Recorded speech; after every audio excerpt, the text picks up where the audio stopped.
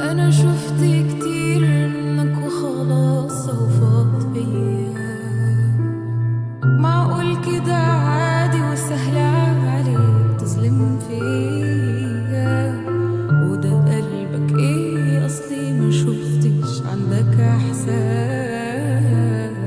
ازاي في الدنيا في ناس كده قاسية ومؤذية؟ أنا شفت كتير منك يلي عليا استقويت، وانت مبطلتش توجعني واستكفيت. النغم ازاي وانت ساتر مليان جبروت؟ الله لا يسامحك على جرحك ولا كسرك ليه.